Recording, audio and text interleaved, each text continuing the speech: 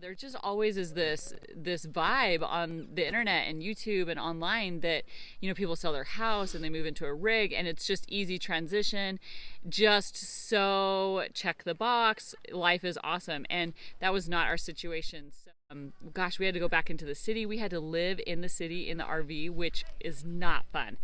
And we did get to the first couple weekends, we tried hard to leave the city, and we went to Mueller State Park, which is south by Colorado Springs, gorgeous area.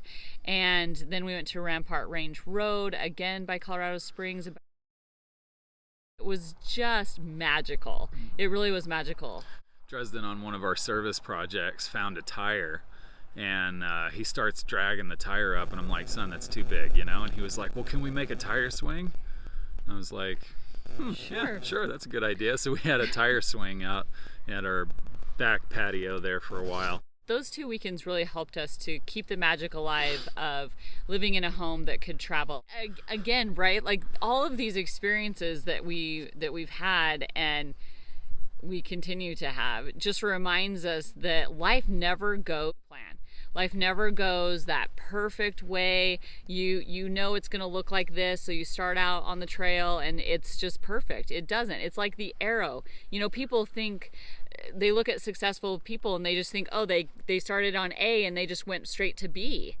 And that's because they're zoomed out and they don't see the details of their lives. But if they look up close, that arrow has up and down valleys all through it. Now, over time, it is going upward in an upward direction. Sometimes it's a scary drop and then back up. Yeah, which we experience a lot, almost on a daily basis. I don't know if our arrow's going this way. I hope so. I think we actually tried to leave Denver 3 different times in 1 week. We were like, okay, now we're ready to go. And we started driving. We realized that we needed a high-low receiver to go from our rig to the Jeep. It was like the drive of shame back to my parents' house. Like, hey, we're pulling in here again. Yeah. We're just going to live with you guys. That's the way it's going to be. We apparently can't leave Denver. It was seriously so comical. We were starting to laugh almost. We weren't quite laughing just yet. Laughing, crying, mixture of both. Mm-hmm. I think the next day we did leave, and that's when we couldn't get the generator going. So I paid a guy quite a bit of money in Denver to service the generator, and one of the first things that I discovered was taking the air filter off, and it was just a completely burnt up air filter. I mean, it had been very not heavily serviced. Used. Yeah. So definitely wasn't new. So I don't know what that guy did, but he didn't service the generator.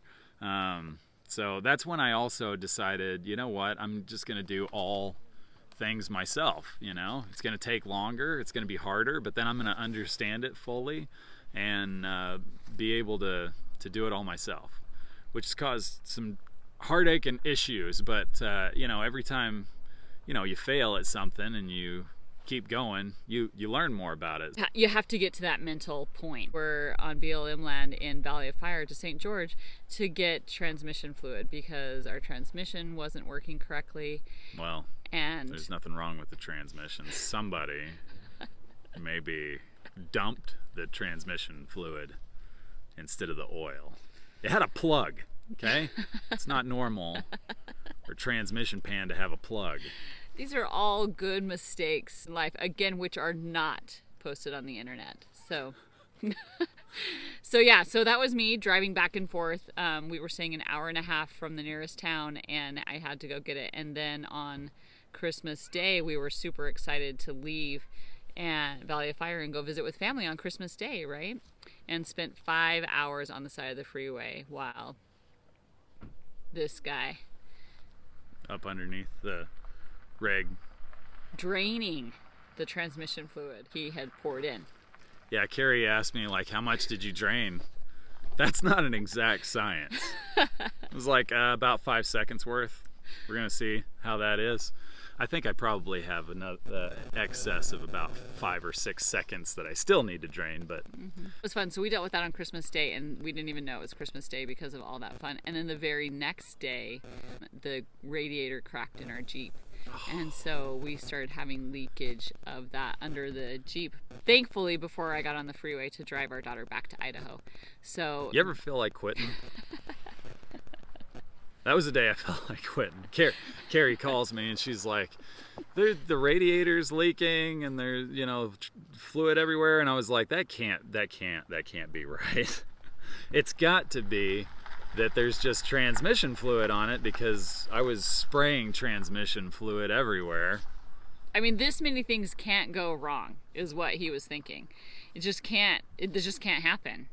But it did happen, and that is what is happening. Again, remember those sharp uphills and valleys that we talked about from far away? But again, at the end of the day, it doesn't go how you think it's going to go. And so you have the option, and we have come to that point many times. Do we go back? Do we go back to Denver? Do we go back and try to go back to that life that we had? And every time we have thought about it, and on our hearts is a no, a resounding no, that God has other things for us to do. And although it may be hard out here, and we may be just having tribulation after tribulation after tribulation, we're learning a lot, we're gaining a lot of knowledge, but we're out here for a reason, and we just can't go back. That thought is definitely something that kept us going, especially when everything was falling apart. I say was, but I mean it still kind of is. But was that thought of like, okay, so this is your other option, and we have already done that. We've already been on that walk for a long time, and it just didn't feel right to stay there. So I don't know what it is that eventually we're going to light on, but it's here right now, and really it's here to spend time in places like this with our kids, going hiking, just enjoying what God has created here with our children, and then just trying to help others along their way to keep persevering and keep going, because this is the right path for us and our family at this time. A thought that I had was that, like, when things settle down a little bit, we'll be able to take more adventures. We'll be able to breathe. We'll be able to do things that normal human beings do. But then the thought came, like, what if it's always like this? What if this is a give and take that you have from living the RV life? Is that you always have things like this that you're chasing down and stuff. In that case, we got to make the best of it right now.